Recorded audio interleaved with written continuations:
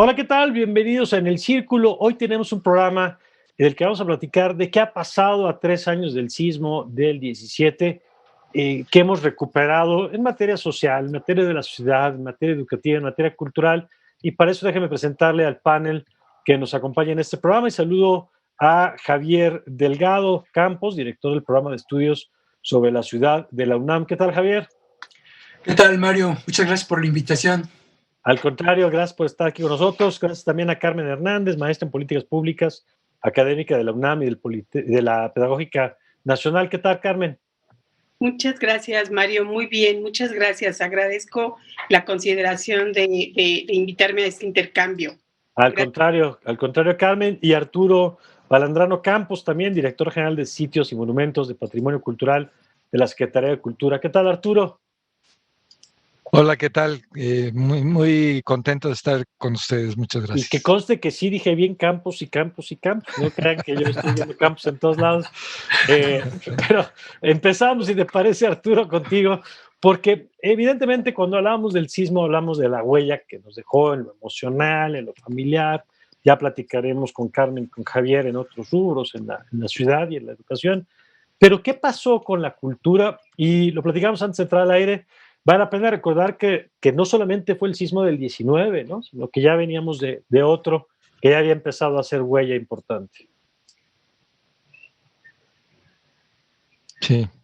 A ver, sí, cómo no. Mira, nuestro país es un hermosísimo país, rico en cultura, y sufrió los efectos de una secuencia de terremotos en septiembre del 2017. El primero, el más intenso registrado en 100 años en el Golfo de Tehuantepec, el epicentro, y afectó las costas de Oaxaca y Chiapas, los estados de estas dos entidades federativas, y llegó el efecto hasta el altiplano. Unas semanas después, el día 19, se sucede otro terremoto también de alta intensidad en un epicentro muy cercano al altiplano, a la Ciudad de México, y con un efecto devastador en el patrimonio cultural en esta zona, que es probablemente la más rica de vestigios arqueológicos, históricos y artísticos de nuestro legado cultural.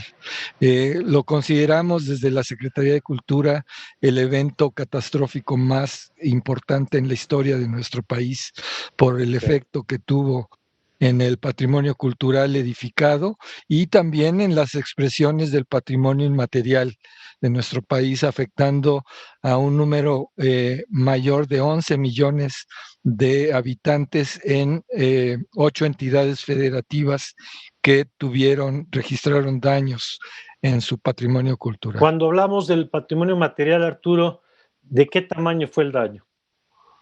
Bueno, muy importante. El primer censo que hicimos a través del Instituto Nacional de Antropología e Historia fue de 2.340 inmuebles afectados, la mayoría monumentos históricos de que van del siglo XVI al siglo XIX. Y que resguardan la mayoría templos, pero también zonas arqueológicas y monumentos artísticos de arquitectura del siglo XX, que en su interior resguardan bienes muebles, también monumentos históricos o artísticos, arte sacro, pintura mural, pintura de caballete, esculturas, que resultaron dañadas también por el sismo. Estamos hablando más de 6,000 piezas de bienes muebles afectadas en estos inmuebles. Empezamos entonces el recorrido con el tema de la cultura y vamos contigo, Carmen, si nos lo permites, porque decíamos en la parte de lo material, también el golpe a la infraestructura educativa fue muy importante. Si nos puedes ayudar a poner en contexto el saldo, digamos, de estos dos movimientos, ¿cuál fue para el país? Sí, en realidad la infraestructura educativa en el país históricamente ha tenido un déficit en su mantenimiento en general, y estos desastres naturales pues vinieron a colapsar un significativo número de planteles escolares a nivel nacional y particularmente en la zona centro del país, considerando parte del sureste, ahora que lo menciona el director. Efectivamente, en Chiapas, en Oaxaca, fue tremenda la devastación de planteles escolares, en la misma Puebla, en el estado de Guerrero. Hubo cerca de 20,000 planteles escolares que atendían a más de 5 millones de estudiantes. Entonces, realmente sí se colapsó el sistema. De hecho, a la fecha todavía hay un atraso importante en la recuperación de todos estos planteles, y lo que se ha hecho, aunque es significativo, no ha cubierto totalmente todo el desastre que este sismo generó en esta infraestructura que, insisto, que históricamente ha quedado muy desatendida, ha quedado muy falta de atención en su mantenimiento. Entonces, bueno, el rezago que hay es muy significativo. Sí. Es importante. Y ahora vamos en esta primera ronda, Javier, pues entender también que el tema de la ciudad como tal, ahora hablábamos de dos rubros en particulares, el mundo de la cultura y el mundo educativo, pero el tema de la ciudad en general, pues volvió a vivir, sobre todo ahí sí con el del 19, pues esta sacudida en más de un sentido, ¿no? Sacudida de la tierra, pero sacudida social, sacudida de infraestructura. Vale la pena recordar en esta fecha, Javier. Claro que sí, Mario. Fíjate que en esta perspectiva que mencionas, el tema de los efectos en la ciudad, pues se puede decir que prácticamente son todos, porque todo pasa en la ciudad. Entonces, lo que sí podemos distinguir en una primera mirada es que hay algunos efectos que ya estuvieron presentes tanto en el 85 como en el 17 y ahora en la actual epidemia, y otros que son relativamente nuevos o que han sido relativamente tratados de una manera diferente. El que es relativamente nuevo es el tema de los derechos humanos. En el 85 no contábamos con un aparato normativo, legislativo claramente definido. Ha tomado muchos años legislarlo para contar con él. Y en el sismo del 17 esto fue muy claro, porque una de las principales reclamos de la ciudadanía que resultó afectada es que es mi derecho humano, se está violentando mi derecho humano, cosa que no teníamos en el 85. Otro tema también que es muy interesante como efecto en este sismo del 17 fue la aparición en toda forma de lo que llamamos los millennials, la juventud millennial, que salió prácticamente, fue la primera que encabezó los trabajos de reconstrucción, los trabajos de distribución de alimentos, reorganizar el tráfico, y prácticamente autoorganizados, diríamos así. Apoyados en todo este poder de las redes y de la tecnología, hicieron lo que no fue posible hacer en el 85, que fue más lenta toda la organización, aunque también... Exactamente, aunque hay que reconocer que en el 85 fue la sociedad civil la que salió primero, y las autoridades llegaron incluso, yo no sé si horas, pero incluso en algunos casos días después. A diferencia actual, en el 17 esto fue prácticamente instantáneo. El otro tema también que es muy importante, sobre todo ahorita en el tiempo de la pandemia, fue la repercusión económica en los barrios afectados. En el 17 fue más lento. Incluso yo podría aventurar la idea para discutir que no hubo un plan, digamos, de reactivación económica. Lo estamos viendo ahorita, por ejemplo, en el plano de la pandemia, cómo ya hay una propuesta gubernamental de esta reactivación económica, sí, que es una cuestión muy importante para tomar en cuenta. Y ya nada más, perdón, tomo un minuto más del tiempo del panel para decir otro efecto que hubo. En el 17 no fue tan fuerte los efectos en el equipamiento de salud, pero sí hubo daños.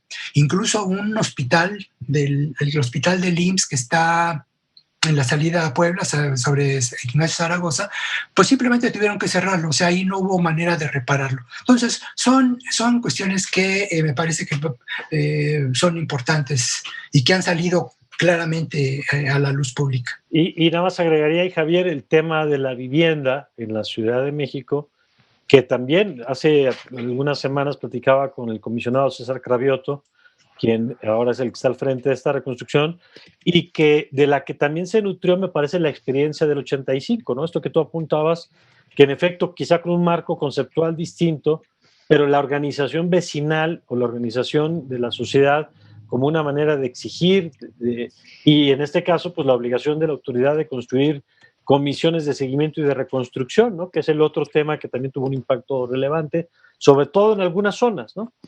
De acuerdo, sí. Totalmente. Bueno, ¿y qué ha pasado? A ver, Arturo, si quieres regresamos ahí contigo. Un poco esta primera vuelta lo que nos dijeron fue pues todo lo que se movió, ¿no? Se movió la parte social, se movió la parte de infraestructura educativa, se movió la parte cultural. ¿Y cómo ha sido la respuesta al paso de los 3 años?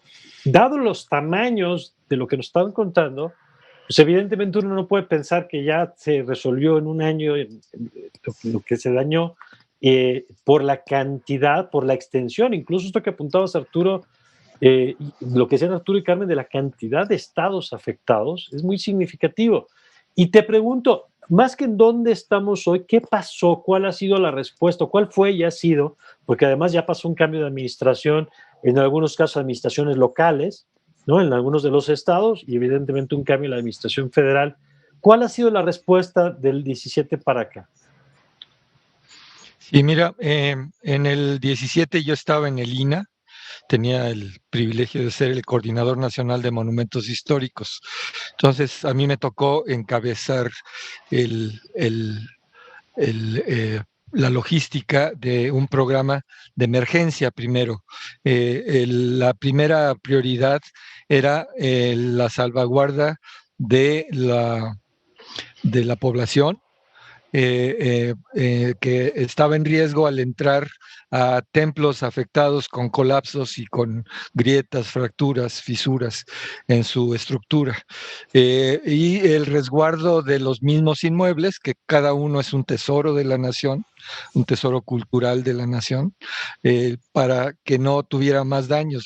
Si recuerdan, después de los 2 temblores, después del 19, hubo una temporada de casi 2 semanas de lluvias muy intensas, que ante la fractura de las estructuras de los inmuebles, empezó a entrar agua al interior y dañando los bienes que estaban resguardados al interior. Entonces, el instituto y toda la secretaría, los 2 institutos de la Secretaría Nacional de Antropología e Historia y Bellas Artes y Literatura, volcamos a todo el personal a los 8 estados de la República que sufrieron estos daños, y con más de 800 brigadas condujimos, con el apoyo de las comunidades, el resguardo de los bienes que estaban al interior de los templos, fundamentalmente de los templos.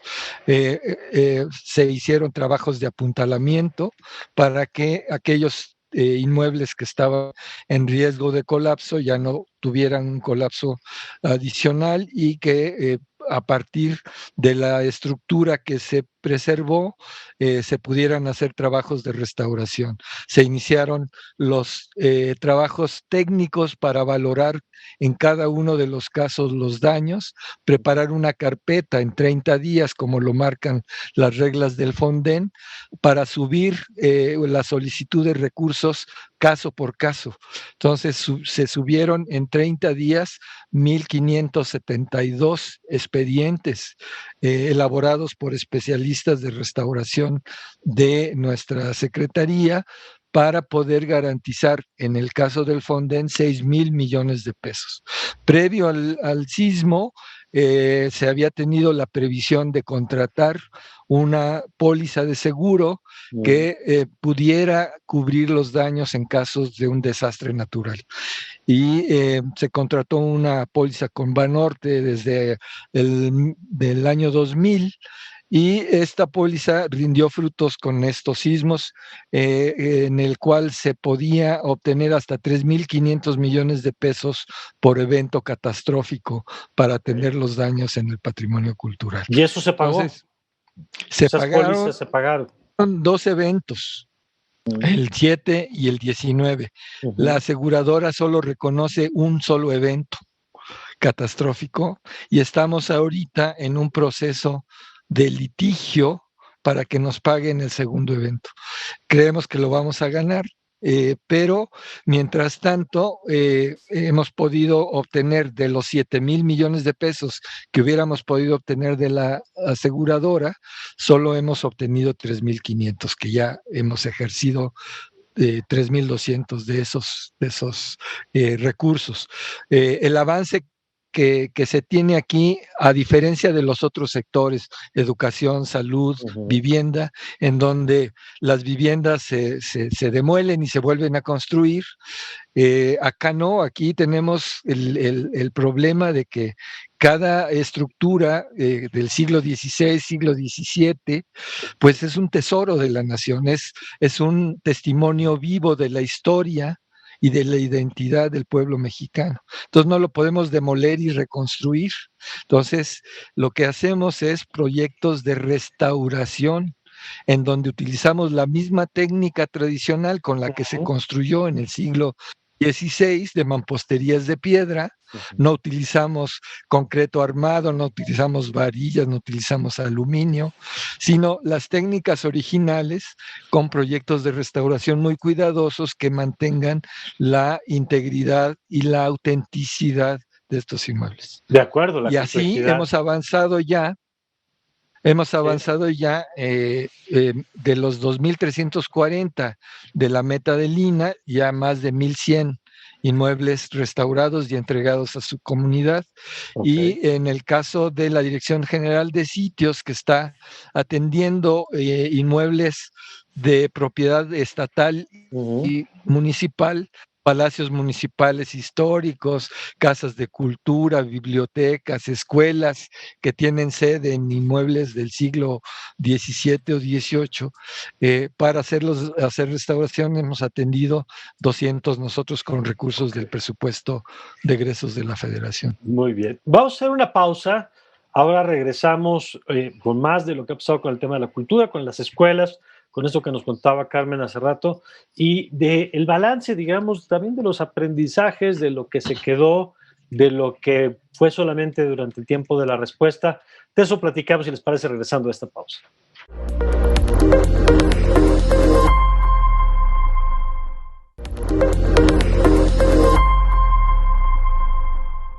Y nos quedamos antes de la pausa con el balance que nos hacía Arturo de la recuperación, y decías más o menos de 2,000 y tantas obras, van más o menos 1,000 y tantas, ¿no? O sea, es más o menos el avance que se ha tenido en este tiempo.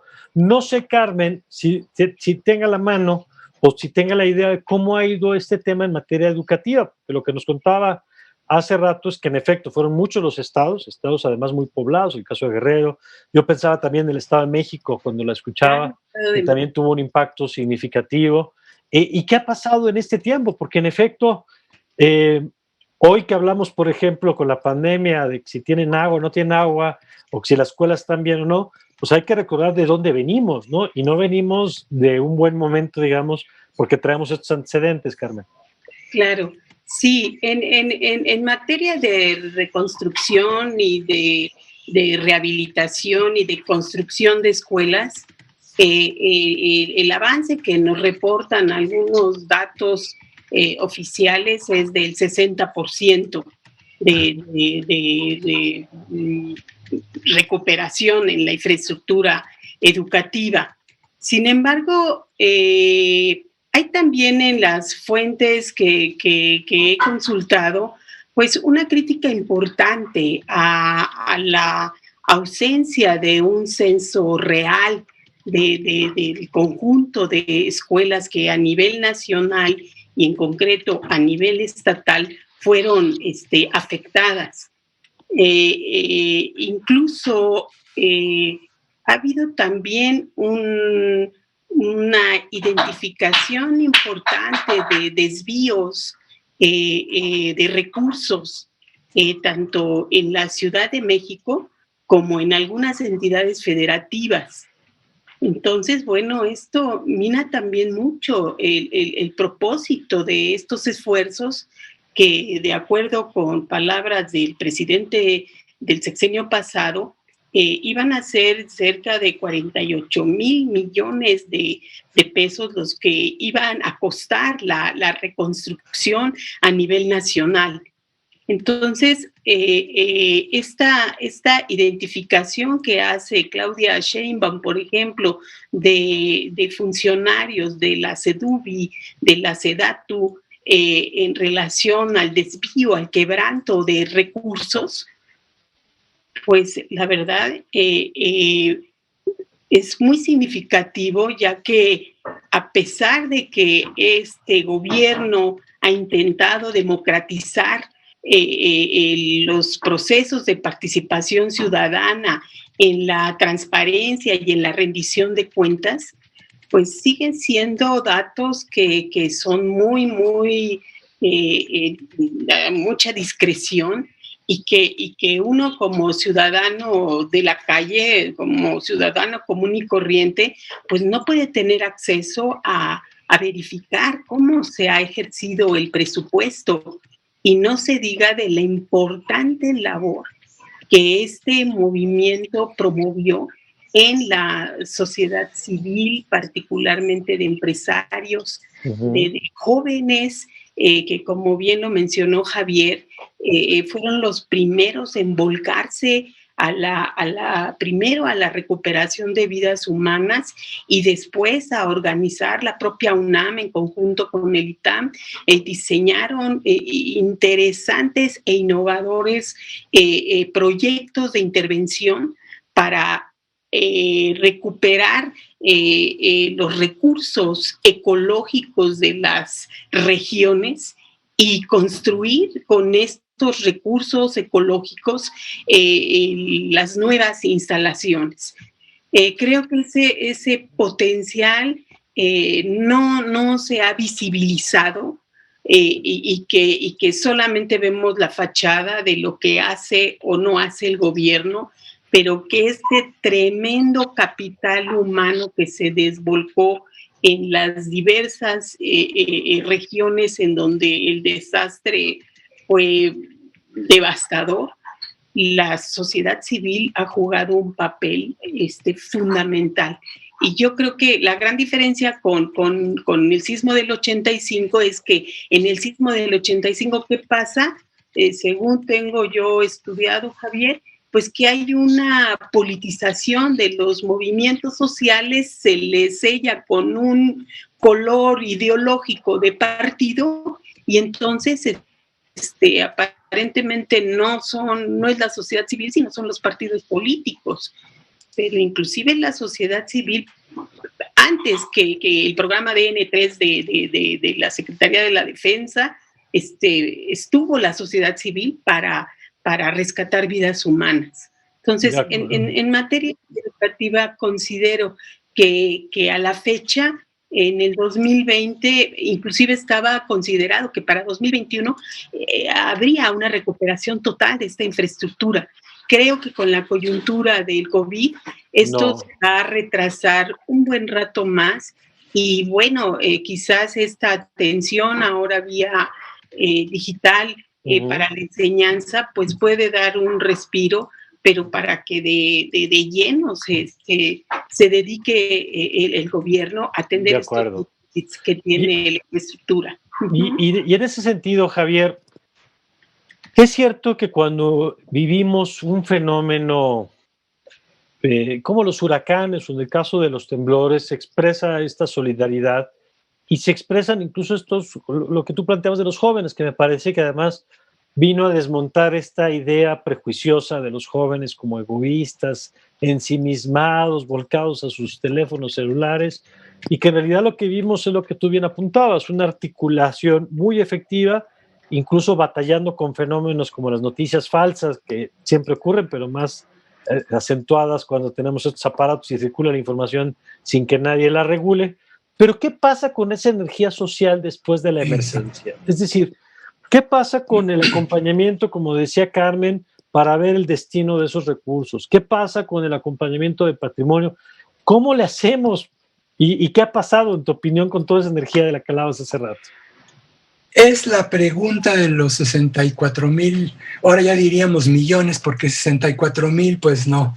Esa es la pregunta de los politólogos, de los cientistas políticos. Mira, este fenómeno ha pasado en otras partes del mundo también recientemente. Por ejemplo, las llamadas revoluciones árabes, ¿no? Que fue las revoluciones de terciopelo.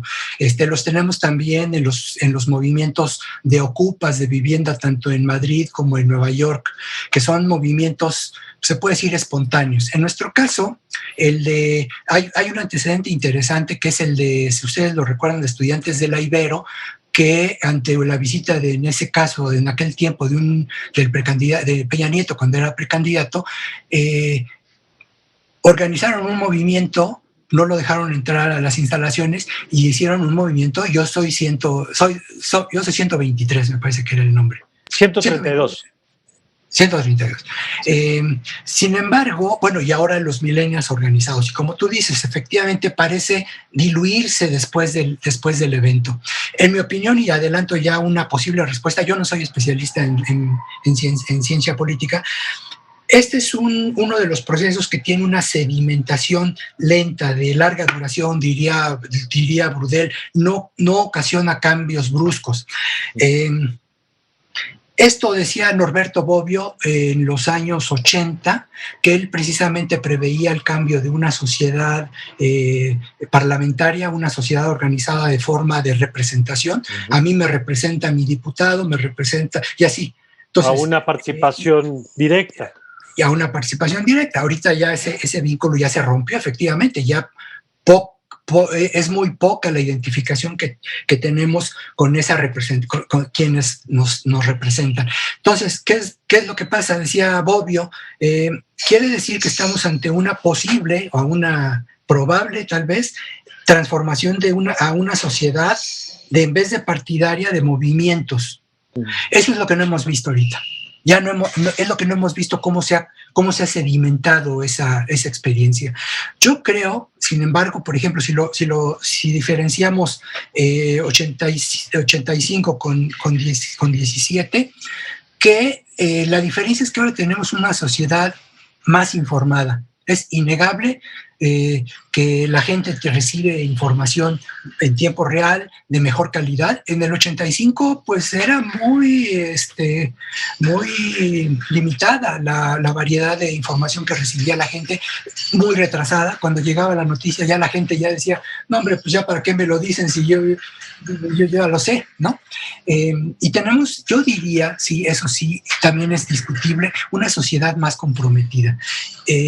Entonces, ahora, ¿cuánto tiempo tarda eso en organizarse? Yo creo que a nosotros nos gustaría que eso fuera más contundente, ¿no? Que fuera más visible, por lo menos que tuviéramos oportunidad de sopesarlo. Pero como estamos hablando de procesos sociales, y esto toma tiempo, ¿no? Toma tiempo. Un ejemplo muy claro, pues, es el de la actual administración, que conjugó una energía social. Carmen, yo estoy de acuerdo contigo. No me gusta el término de capital social porque lo asimila a una monetarización del término, pero si decimos energía social, yo creo que estamos hablando de lo mismo, ¿eh? Una energía social que nos habla de una sociedad madura y organizada. Eso también, ahora, es un tipo de organización que no tiene que ver con las organizaciones antiguas, ¿no? Pues no sé si con eso me acerco a algo de la pregunta. Yo creo que sí, y es uno de los grandes temas que tenemos que resolver, digamos, qué pasa con esa energía, cómo se va manifestando. Yo creo que pues del sismo para acá tenemos un proceso electoral que movilizó mucha de esa energía. De otra manera, ¿no? Con otras instituciones, pero ahí está esa energía social. Y a ver, Carmen, yo quisiera conocer tu opinión sobre esto que apuntaba Javier, un poco, porque incluso pienso que esta conciencia, que lamentablemente a veces la política en México, la participación política se limita a lo electoral, pero tendría que conducirse también, por ejemplo, volviendo a tu tema, a cómo las familias acompañamos los procesos de reconstrucción, o sea, cómo vigilamos que esos recursos lleguen a donde tengan que llegar, impacten donde tengan que impactar. ¿Cómo has visto esa otra parte? Digamos, incluso hay que decir que este gobierno, con todo y que tiene una política que no comparto, que es la de transferencia de recursos directo a las personas en lugar de las instituciones, sí tiene la idea de que en torno a las escuelas existen estas comunidades de padres, de directivos, de maestras, de maestros, que acompañen. ¿Cómo ves eso y qué papel podrían jugar en este proceso de reconstrucción? Sí, yo coincido totalmente con Javier cuando habla que esto es un proceso muy complejo y como planteaba Fernand Braudel, es de muy lenta y muy larga duración. O sea, son procesos largos y lentos porque culturalmente, históricamente, hemos tenido sistemas políticos terriblemente centralistas y hay un pseudo federalismo en la educación, puesto que las decisiones más importantes se siguen tomando a nivel federal, a nivel del gobierno nacional. Entonces, esto de democratizar y de buscar la participación de los comités, de las comisiones, de estos órganos que de alguna manera legitiman la toma de decisiones de arriba hacia abajo, yo creo que todavía le falta mucho. Porque aun cuando en las escuelas los comités de padres de familia, integrados por padres de familia, maestros, estudiantes, sigue siendo determinante la decisión de las autoridades. Entonces, esta distribución de los recursos en ese sentido sigue siendo limitada, inequitativa. No hay mucho margen de posibilidad de que las asociaciones, estos comités, puedan verdaderamente verificar el uso y el destino de los recursos públicos. Entonces, en contraparte, bueno, hemos en la Ciudad de México particularmente este potencial, y bueno, yo dije capital en el sentido de que es un capital muy importante el de los jóvenes, el de los millennials, porque efectivamente, digo, dejan de tener o deberían dejar de tener esta idea de ninis, porque en realidad si no estudian es porque no hay una relación equitativa entre oferta y demanda. Sí, no sabemos si porque verdaderamente no quieren estudiar, no tienen empleo, pues porque no se generan la cantidad de fuentes de empleo que son necesarias para la demanda que hay. Entonces sigue habiendo este déficit entre oferta y demanda. De acuerdo. Y en ese sentido, Arturo, a ver, ¿cómo ha jugado en este proceso el acompañamiento de la comunidad y de la comunidad cultural? En los dos sentidos, porque además tú apuntabas con toda razón al principio que cuando hablamos de bienes históricos, hablamos no solamente del edificio, sino de la comunidad de la que se encuentra, de la que forma parte de su patrimonio, y en algunos casos de la que forma parte de su patrimonio al grado de que el turismo y otras actividades económicas, o sea, no solamente en lo simbólico, sino hasta en el desarrollo económico está vinculado con esto. ¿Qué ha pasado con esa participación social? ¿O van por carriles diferentes y un poco pues la gente regresa a vivir su vida y a hacer lo que puede con su vida y las instituciones van por su propio carril resolviendo como pueden? Yo no puedo hablar por los 4 sectores que estamos trabajando en la reconstrucción. Puedo hablar por el sector cultura. Y aquí en la cultura tenemos que considerar que es un aglutinante de la población, de las comunidades. La cultura la genera la comunidad, la cultura la expresa la comunidad, la cultura la vive la comunidad. Y en ese sentido, el inmenso reto que tenemos de la reconstrucción del acervo cultural afectado en nuestro país tiene que tener por fuerza la participación destacadísima de las comunidades. Sin ellos, aliados estratégicos para la reconstrucción, no podríamos haber avanzado al ritmo que vamos. Hay quienes dicen que vamos muy lento. Sin embargo, comparando notas con especialistas de otros países que tuvieron que restaurar inmuebles afectados por sismos en Italia o en España, en Lorca, hubo un terremoto muy importante, se dañaron 17 inmuebles patrimoniales. Yo fui el 2018 a comparar notas con ellos y en ese momento nosotros llevábamos 250 inmuebles restaurados y ellos, después de casi 14 años, de los 15 que tenían afectados, habían restaurado 9. Entonces, eso habla mucho, primero, de esta alianza comunidad especialistas. Habla mucho de la calidad y de la capacidad en materia de restauración que México es un baluarte en términos de la conservación del patrimonio cultural en el mundo. Y eso nos ha permitido hacer un trabajo de una gran calidad. Este involucramiento de las comunidades, que es donde encontramos a los viejos maestros de obra que todavía saben trabajar el tallado de cantera, el tallado en la ebanistería, en la fundición de fierro para hacer un barandal de un balcón. Es fundamental y nos hemos abocado precisamente no solo a la reconstrucción del inmueble, sino a la reconstrucción del tejido. Claro.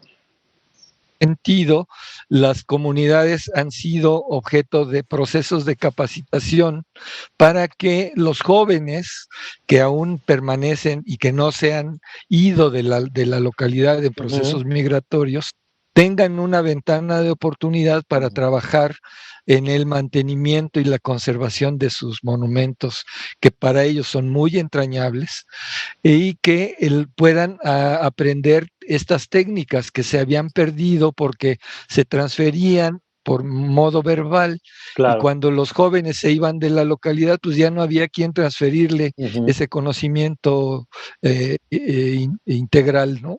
Entonces, nosotros tenemos un trabajo muy estrecho con las comunidades. Ellos les presentamos los proyectos, nos ayudan empresas especialistas a hacer trabajos de restauración, contratan mano de obra local y tomamos decisiones en conjunto.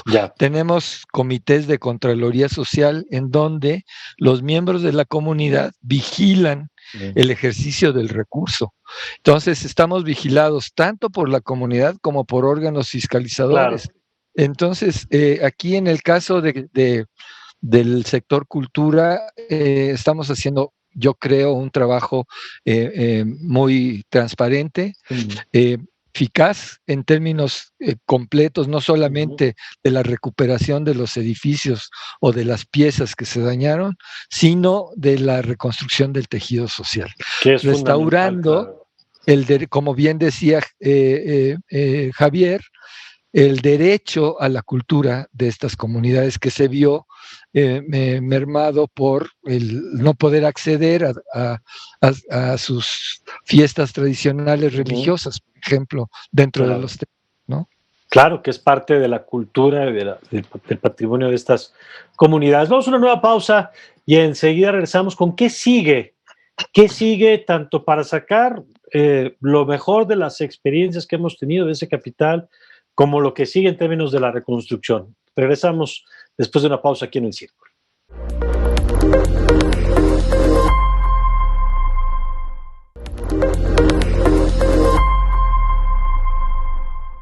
A ver, Javier, quisiera retomar este último segmento contigo, preguntándote esto que tú planteabas un poco como la pregunta de los 64,000, pero ¿qué tendríamos que estar haciendo, en tu opinión, Primero, sacando de lecciones de este proceso. Yo creo que el aniversario de los sismos, del 17 y el del 85, es para hacer balances, sí, como hemos venido haciendo, pero es también para recordar lo que aprendimos, lo que sacamos de provecho. Yo creo que el sismo del 17 y del 85 nos contaron una buena historia sobre nosotros mismos, ¿no?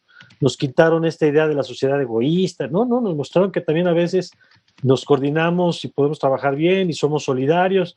Y luego, claro, entre tragedia y tragedia es lo complicado. Pero, ¿qué dirías tú que tendríamos que estar haciendo como para fortalecer esto que tú decías, no como capital, sino como energía social, esta conciencia, esta solidaridad, esta cultura incluso de la prevención, del cuidado del patrimonio? ¿Cómo lo hacemos? Pues bueno, mira, yo creo que es una buena pregunta. Yo creo que lo primero es aprender de la historia. No podemos, claro, con una dinámica política y social que va muy acelerada, pues a veces es difícil detenerse a pensar qué es lo que pasó. Pero yo creo que un punto de partida muy importante es que tomemos conciencia que ya no se trata de planear la ciudad, porque hemos visto que los planes, pues a la mera hora de estas contingencias, pues se quedan en la superestructura, o como dijo Marx, ¿no? La superestructura es más lenta y la dinámica social va más rápido. Bueno, si no es planeación, ¿qué hacemos? Pues hay que recuperar, en mi humilde opinión, recuperar la ciudad. ¿Y recuperarla a partir de qué? Pues a partir de la experiencia acumulada en esos grupos sociales. Carmen decía un punto muy interesante, los pueblos originarios, que ahorita están, ahora sí que en el centro de la discusión política, por cierto, no solamente social. Esos pueblos traen una herencia histórica increíble, han sido, digamos, han tenido como una cosa de camisa de fuerza.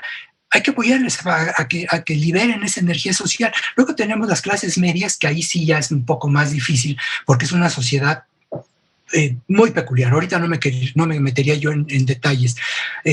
Pero luego tenemos los sectores acomodados. Los sectores acomodados, pues, digamos, relativamente no sufren estas contingencias de la misma manera como los demás sectores de la población. Pero sí, lo que sí podemos hacer es lo que está haciendo ahorita la Administración Ciudad de México.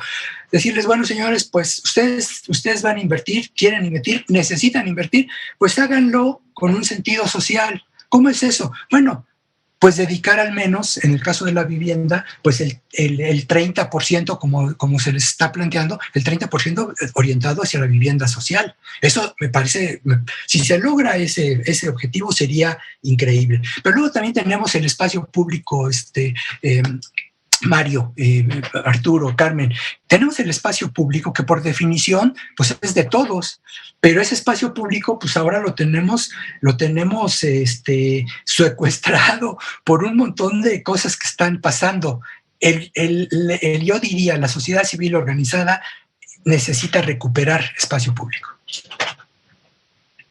¿Y cómo se daría esa recuperación del espacio público? Es decir, ¿qué tendría que pasar para encontrarnos, digo, hay una parte hoy, la pandemia, que además, claro que hace más complejo todo lo que hablamos, pero ¿qué tendría que pasar para acceder a esa recuperación? Fíjate que eso es muy interesante.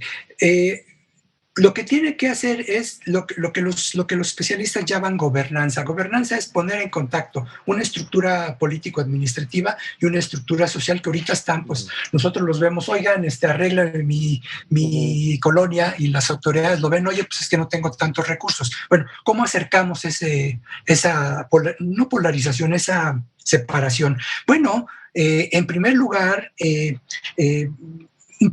un poco siguiendo la línea esta de los centros de atención, en el caso de la salud, centros de atención en la colonia, que es un espacio público, no son hospitales, no son grandes equipamientos médicos, pero sí están al alcance de la ciudadanía. Ahora, ese es el espacio físico como tal, pero hay que darle carnita social. Entonces, apoyar a los ciudadanos, porque esa es la otra cosa. Mira, si hablamos de ciudad, tenemos que hablar de ciudadanos. No podemos hablar de electores, no podemos hablar de claro, ¿cómo se llama esto? De gente, sí, bueno, de clientela electoral, ¿no? Hablamos de ciudadanos con plenos derechos. Entonces, reconozcamos esa calidad y claro, exijamos a la ciudadanía que adopte esas responsabilidades. Al final de cuentas, también está bien exigir, pero también hay que hacerlo con responsabilidad. Que yo te aseguro que si le decimos a las colonias, bueno, a ver, ¿qué es lo que van a hacer? O sea, la pregunta no es a los especialistas, porque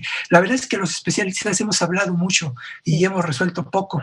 Y pues dejemos que la gente, claro, necesita apoyo, y eso es ahí donde está nuestra oportunidad de acercarles pues las reflexiones, las Claro. propuestas de la academia. Sí, porque el conocimiento también importa. Claro, tiene que estar acompañado y me gusta la defensa que haces de la participación social, pero a partir también del conocimiento técnico. El caso de la reconstrucción, por ejemplo, de la cultura es fundamental. Tienes que tener una comunidad, pero luego tienes que tener a la especialista o al especialista que sepa cómo se reconstruye, porque no basta, digamos, el acompañamiento. A ver, Carmen, la misma pregunta que le hacía ahorita a Javier. Después de las experiencias que hemos tenido, incluso tú también como politóloga, ¿cómo verías? ¿Qué tendríamos que estar haciendo? Porque además los fenómenos naturales, como los temblores, decía Arturo cuando empezó su intervención, dijo, México es un país muy rico, y yo pensé, iba a decir, y también sísmico, ¿no? Porque es cierto, es un país culturalmente muy rico, pero también es un país donde sabemos que el día de mañana puede volver a pasar, o puede ser un huracán, o puede ser otro fenómeno. Y te pregunto ahí, ¿qué destacarías tú de los aprendizajes que hemos tenido, que tendríamos que estar reforzando, o en todo caso, si no los hemos hecho, qué tendríamos que desarrollar como capacidades sociales frente a estos temas? Sí, yo creo que una primera idea que me surge es diseño de las políticas públicas, gubernamentales, debían tomar de manera fundamental a la población objetivo a la que están dirigidas estas estrategias de intervención. Sabemos que el diseño de las políticas públicas gubernamentales tiene un esquema muy vertical en el que se toman desde arriba para que se ejecuten hacia abajo. Uh-huh. Creo que verdaderamente democratizar la toma de decisiones, democratizar los procesos de participación ciudadana implicaría que en el diseño de las propias políticas la población definiera objetivos muy, muy bien definidos. Esto que señalaba el director de fiscalización, de que la distribución, la transparencia de estos recursos sea entre órganos más plurales, no se le deje solamente a autoridades de gobierno, porque volveríamos al mismo esquema. Yo creo que también después del COVID, o sea, México tiene que cambiar. La educación tiene que cambiar y la educación seguramente ya no debe de ser en los planteles tradicionales, y que si verdaderamente hay un interés objetivo, real, de una recuperación, o sea, tendríamos que hablar de centros de integración de las comunidades para hacer uso de recursos tecnológicos de entrada y salida, porque sabemos que la educación después de COVID no va a seguir siendo la misma. Y en ese sentido, pues yo pienso en Ciudad Universitaria y veo la infraestructura que tiene Ciudad Universitaria y veo pues que la educación no se ha parado, estamos dando clases y estamos haciendo investigación y uno se pregunta, ¿sostener esta ciudad realmente es rentable en las condiciones de limitaciones de crisis económica como la que hoy tenemos? Entonces yo creo que hay que cambiar una serie de reglamentaciones, hay que incorporar, hay que hacer incidir a la sociedad civil organizada e, insisto, a la población objetivo a la que van dirigidas las políticas de gobierno, para que haya verdaderamente un cambio de fondo. De otra manera, de hecho, estamos hablando de algo sumamente complejo, que tiene muchas implicaciones, pero siendo un poco idealistas, sí pienso que una forma podría ser esta participación De directa. acuerdo. De acuerdo. Y me gusta esto que plantea Carmen, porque un poco lo que nos pasa es que después del fenómeno a veces parece que volvemos a ser los mismos de antes, Sí, sean de los temblores o ahora de las pandemias, y no tendría que ser así, es decir, tendríamos que sacar lecciones y aprendizajes. Y yo ahorita, Arturo, quisiera agregarte un tema que es el del fortalecimiento del patrimonio también entre desastre y desastre, y el tema de presupuestos y el tema de fortalecimiento, lo decía Carmen para las escuelas, digamos, pero ahora te lo planteo a ti para el tema del patrimonio cultural. Ya nos has contado lo que han venido haciendo durante del 17 para acá, en las instituciones de las que tú has formado parte, pero ¿qué tendríamos que estar haciendo también de aquí para adelante? Insisto, en un momento donde de pronto la austeridad se ha convertido en una especie de mantra único, y que también creo que es importante matizarlo cuando hablamos de cuidado para que no nos toque, no nos agarre con los dedos en la puerta la próxima situación que se pueda presentar. A ver, ¿cómo ves ese tema, Arturo? Sí, te agradezco la pregunta, creo que es muy relevante. El, en el sector cultural, eh, la, el aprendizaje de esta lección tan dolorosa de los sismos es una oportunidad para, primero, para la reflexión y para la transformación. El tema de la cultura creo que ha sufrido un cambio en este proceso porque las iglesias en Oaxaca, por ejemplo, se consideraban parte del patrimonio, pero solamente se tomaban en consideración para efectos económicos de la actividad turística, por ejemplo. Sin embargo, nos hemos dado cuenta que estos acervos patrimoniales tan ricos que tenemos en el país, que tenemos esa gran fortuna, son constituyentes de la identidad de nuestro pueblo y forman parte de la vida cotidiana de nuestras comunidades y de nuestro tejido social. Esto es fundamental para efectos, primero, de prevención y de establecimiento de protocolos para poder cumplir con la obligación de preservar este legado para las siguientes generaciones y saber qué hacer en el momento de una emergencia. Lo hicimos y lo estamos haciendo ante los sismos y ahorita lo estamos haciendo ante la pandemia del COVID-19. Entonces, el aprendizaje es la fortaleza de este país y de su población radica de una manera muy importante en la cultura de los pueblos originarios, pero también de los núcleos urbanos, de las avanzadas ideológicas que ante la congregación urbana generan conocimiento y creatividad. Entonces, tenemos todos los extremos y todas las diversidades culturales que una sociedad pueda tener tan rica como la de las más ricas del mundo. Y en ese sentido, la obligación de esta sociedad, de este Estado mexicano, gobierno, gobiernos locales y sociedad civil, es sumar esfuerzos en este trabajo de apertura a la diversidad cultural y a la preservación de nuestro patrimonio cultural tan rico que tenemos, ¿no? De acuerdo. Pues yo les quiero agradecer el tiempo que nos han dedicado para platicar estos temas. Es una buena fecha. Yo creo que las efemérides, pues a veces son la ocasión para ver qué hemos hecho bien, qué tenemos pendiente, qué podríamos hacer distinto, un poco mirarnos al espejo de manera crítica. Y yo les agradezco. Javier, gracias por la oportunidad de platicar. ¿Está cerrado tu micro, Javier? Así, Ahí ya, está, pero ahora sí. Al contrario, Mario, muchas gracias por la oportunidad. Y si me permites hacer un comercial sí, claro.